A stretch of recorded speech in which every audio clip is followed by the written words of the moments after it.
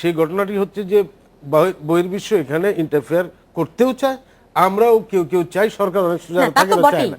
তো সেই জায়গায় এখানে যখন মহাসচিব সবাই সরকার হলেও টাফ স্ট্যান্ডে থাকে, সরকার কিন্তু অন্যান্য দেশে ইন্টারফেয়ারটা পছন্দ না করলেও ইউনাইটেড নেশনসেরটা তারা অনেক ক্ষেত্রে বিশ্বাস করে। তারানকুর উদাহরণ সেটার বড় প্রমাণ। ইউনাইটেড নেশনসে আমরাও মেম্বার, এবং ইউনাইটেড নেশনসের ভূমিকাটা অনেক বেশি নন ইন্টারফিয়ারিং এবং নিউট্রাল।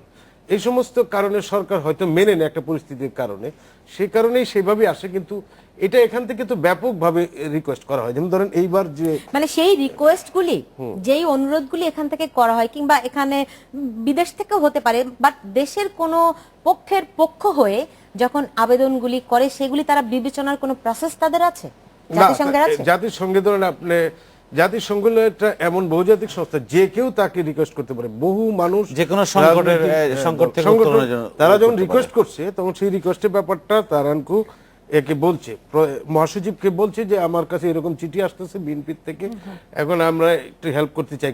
হেল্প যখন করবে তখন কিন্তু সেই রিকোয়েস্ট কার থেকে আসলো সেটা দেখবে না। একটা কাগজ শিরোনাম করেছে double column, Khaleda Taranco phone আলাপ। যদিও তারা একটি আশ্চর্যবোধক চিহ্ন দিয়েছে, এবং কয়েকটি কাগজে এরকমটাও দেখেছি যে তিনি তারানকো আবারও ঢাকাতে আসতেছেন, এরকম একটা খবর এসছে। এই বিষয়গুলি নিয়ে ফিরবো, তার আগে নিচ্ছে একটা ছোট্ট বিরতি।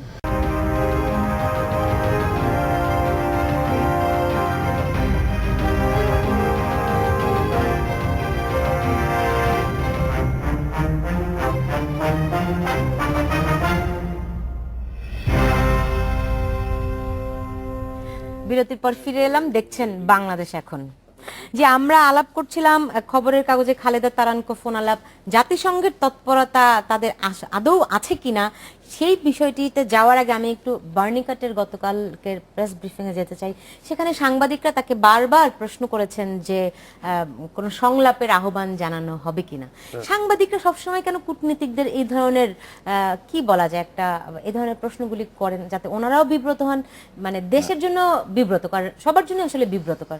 মানে এটা সাইকোলজিটা কি ধরনের কাজ করে যারা ওইটা তো আমরা বরাবরই বলি যে আমরা আমাদের, এটা অন্য কোনো দেশে, ইভেন পাকিস্তানের মতো ভঙ্গুর গণতন্ত্রের দেশেও কোন রকম মিডিয়া বা ওই বিদেশি কূটনীতিকরা, মানে এনভয়েস যারা, সেটা সেরকম ভূমিকা রাখে না। আমরা ওই এনভয়েসকে কোট করি, বড় করি। আমাদের এনে তো প্রধানমন্ত্রী, এমন বিএনপি নেত্রী, বিরোধী দল নেত্রী, তার চেয়ে বড় করে আমরা অ্যাম্বাসেডর দিচ্ছি। আমি তো বললাম যে এটা মানসিকতার দন্যতা, এবং সেটা দিনের পর দিন বাড়ছে। আপনি তো ডিপ্লোম্যাটিক করেসপন্ডেন্টের যে সংগঠন আছেন, আপনি তো সেটার এখন প্রেসিডেন্ট। তাহলে আপনার কাছে কি মনে হয় না যে এই ব্যাপারে তাদের কোনো ওরিয়েন্টেশন বা আপনার কোনো দায়িত্ব আছে কিনা? এখন আমি যদি কথা বলি, আমার চাকরি টানাটানি।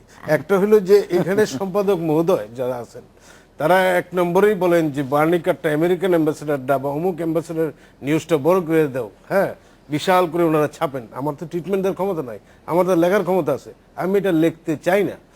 কিন্তু এই আমাদের বস যারা আছেন, তারা এই জিনিসটা সেইভাবেই ওরিয়েন্টেড হয়েছেন, এবং তারা সেভাবে বলেন। এবং কোন কোন পত্রিকার সম্পাদক মহোদয়রা সেটা করতে চান না, কিন্তু অন্যান্য পত্রিকায় করে, সেই জন্য করেন। আমি আপনাকে আমাদের প্রয়াত, মানে আমি একটু যদি আমার নিজের বোঝার সুবিধার জন্য আপনার এটা যদি একটু সিগনিফিক্যান্ট করি, যে যারা আপনার সম্পাদক এবং অগ্রজ সাংবাদিক যদি বলি, তাদের যেই ধরনটা, তারা এটিকে অ্যাম্বাসেডরকে আসলে বিশেষ গুরুত্ব দিতে চান বিশেষ বিশেষ দেশের। কিন্তু আপনি বলছেন যে আপনারা যারা আছেন তার পরের জেনারেশন, তারা চান না। আমরা চাই না। আমরা শুনেন, এটা ডিসেন্ট হয়ে আছে একটা। এই যে আজকে সে একটা প্রেস কনফারেন্স করলো বার্নিকার, দ্যাট ইজ ওকে। উনি প্রেস কনফারেন্স করছেন, উনি একটা বক্তব্য যখন বলতে চাইছেন, আমরা সেই বক্তব্যটা দিতে পারি যতটুকু দেওয়া দরকার, ট্রিটমেন্ট যতটুকু দেওয়া দরকার। কিন্তু উনি যখন রুটিন মিটিং করে ফরেন মিনিস্ট্রি থেকে বের হচ্ছেন, রেগুলার মিটিং করা, এগুলি ওনাদের রেগুলার কাজ। আমাদের সাংবাদিকরা, টেলিভিশনের এরা সবাই ওখানে গিয়ে এই বারান্দার মধ্যে জিজ্ঞেস করে বিব্রত দাঁড়িয়ে থাকে। হ্যাঁ, আমাদের রাজনীতিবিদরা অনেক সময় তাদের চেহারা দেখানোর জন্য টেলিভিশনে তারা এগুলি বলেন, কিন্তু এটা যে আমাদের আত্মমর্যাদার জন্য কতটা ক্ষতিকর, তারা এই সমস্ত বিষয় কখনো চিন্তা করে দেখেন। আত্মমর্যাদা শুধু বলবো না, আমি আমার বন্ধু মাসুদ করিম সাহেবের সাথে যেহেতু এটা আত্মমর্যাদা, এটা আমাদের মধ্যে দেউলিয়াপনার কাছাকাছি চলে যাচ্ছে এই সিচুয়েশনগুলো। যে কোনো আমেরিকা ইংল্যান্ড, ইউরোপের যে কোনো দেশে টেলিভিশনগুলি আসার পরে বেশি বেড়েছে না, নাকি আগে এটা থেকেই হচ্ছে ছিল? রাজনৈতিক সংঘাত দ্বন্দ্ব যখনই বাড়ে তখন এই ব্যাপারগুলো হয়। এটা আপনি চিন্তা করবেন, যুক্তরাষ্ট্রের অ্যাম্বাসেডর ব্রিটিশ হাই কমিশন এখানে এসছে কেন? তারা লন্ডন কিংবা ওয়াশিংটনকে রিপ্রেজেন্ট করবে, বাংলাদেশের সাথে ওই ক্যাপিটালের ওই দেশের দ্বিপাক্ষিক সম্পর্ক, ট্রেড, ইনভেস্টমেন্ট, বাইলেটারাল, ডিপ্লোম্যাটিক রিলেশনগুলো টাইটা দেখবে। কিন্তু এখানে রাজনীতি পদমর্যাদা, হ্যাঁ, না, সেক্রেটারি, জয়েন্ট সেক্রেটারি বিভিন্ন পর্যায়ে আছে। হ্যাঁ, অ্যাম্বাসেডারের কাজ কি? এখানে তাই করবে, রিলেশনশিপটা মেনটেন করবে, যোগাযোগ করবে বাইলেটারাল বেসে। কিন্তু এখানে রাজনীতি কি হবে, এখানে নির্বাচন কি হবে, এই যে নির্বাচন দিয়ে সারমন দেওয়া, এটা কেন আমরা দেখছি? এটা দেখছি আমার ধারণা 90-এর পর থেকে এই প্রক্রিয়াগুলো খুব বেশি বেড়েছে। 96-এর না, মনে আছে তখন কি এরকম ছিল? হ্যাঁ, আপনি 96 সালে আমরা কি দেখলাম? স্যার নিনিয়ান স্টিফেন, রাইট, আরেকজন বিদেশি দূত কমনওয়েলথের রিপ্রেজেন্টেটিভ হিসেবে এখানে এসেছেন। মাসের পর মাস, প্রায় 1.5 মাস আমরা রাষ্ট্রীয় অতিথি ভবনের সামনে দাঁড়িয়ে তার নিউজ কভার করেছি। আলোচনা, সংলাপ, কনসালটেশন, এই পক্ষের সাথে কথা, ওই পক্ষের সাথে কথা, ব্রিফিং চলেছে, ব্যর্থ হয়ে চলে গেছে। তার মানে একটা কিন্তু কনক্লুশন আসলে করা যায় যে অনেকে অভিযোগ করেন যে টেলিভিশন যখন অনেক বেশি করে আসলো, তাদেরকে দাঁড়িয়ে থাকতে হয়, তাদের কিন্তু বক্তব্য লাগে, সেই কারণে একটা চাপাচাপির ব্যাপার থাকে। কিন্তু আসলে টেলিভিশনের শুরু হওয়ার আগে থেকে হয়ে আসছে বিদেশমুখিতা, কূটনীতি নির্ভরতা, বিদেশি নির্ভরতা, এটা রাজনীতিবিদদের থেকে শুরু হয়েছে। রাজনীতিবিদরা যদি সিদ্ধান্ত নেয় তাহলে আমাদের এখানকার সিস্টেম এবং কর্মপদ্ধতি পাল্টে যাবে। যে উনি যে বললেন, একটা অ্যাম্বাসেডর কি কথা বললো একটা ফরেন অফিসে সেক্রেটারির সাথে, মিনিস্টারের সাথে, স্টেট মিনিস্টারের সাথে কিংবা একজন ডিজির সাথে, সেটা নিউজ হবে কেন? হবে যখন দুই দেশ চুক্তি করে, তখন যখন এটা সুদূর প্রসারী একটা ভূমিকা আছে, চুক্তির ভেতরের কথাগুলো হতে পারে। কিন্তু রুটিন অ্যাফেয়ার্স কেন এটা মিডিয়ায় আসবে? এখানে উইথ ডিউ রেসপেক্ট অ্যাম্বাসেডারদের প্রতিও একটা দায় দিতে হয়। তারাও এখানে এসে দেখছে যে তাদের কথা টিভিতে ফলো করে আসছে, এখন ইলেকট্রনিক মিডিয়ায় আসছে, তাদের ছবি আসছে, ফুটেজ আসছে, লাইভ ভার্সন আসছে কখনো কখনো। আপনার মনে হয় না যে যদি গতকাল বার্নিকাট আপনার বলতেন যে সংলাপে বসার আহ্বান জানাতেন, তাহলে সব পত্রিকার প্রধান শিরোনাম এটিই হতো, কিংবা সব টেলিভিশন? না, এটা আজকে গুরুত্ব পেয়েছে কারণ আমেরিকান এই বর্তমান ক্রাইসিসে সত্যি কথা আমরা একটা সংকটের মধ্যে দিয়ে সংলাপে বসতে বলতেন, তাইলে যতটা গুরুত্ব পেত তার চেয়ে তো এখন কম গুরুত্ব পাবে নাকি? না, সেটা না, এটা হচ্ছে, এটা আমি একটু ভিন্নভাবে দেখতে চাই। গত 2 মাস ধরে বাংলাদেশে যে আলোচনাটা হচ্ছে বিভিন্ন মহলে, আপনার আমার মধ্যে, রাজনীতিবিদদের মধ্যে, পলিসির মধ্যে, যে আমেরিকান অ্যাম্বাসেডারের গভর্নমেন্টের পলিসি কি, তাদের স্ট্যান্ড কি, নতুন অ্যাম্বাসেডার এসে কি বলে।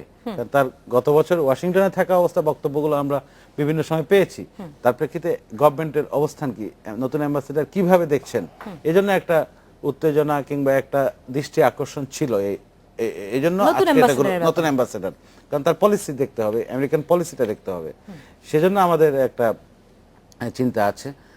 আর উনি যদি কি বললে কি হতেন সেটা তো দেখারই বিষয়। অবশ্যই উনি যদি এক পক্ষে পলিসি অনুযায়ী তো হতোই, তবে আমার কাছে মনে হয় যে যদি সংলাপে বসার একটা আহ্বান জানাতেন, সেটার যে ট্রিটমেন্ট পেত, বর্তমান এখন তিনি কিন্তু খুব সিগনিফিকেন্ট কিন্তু কিছু বলেন নাই।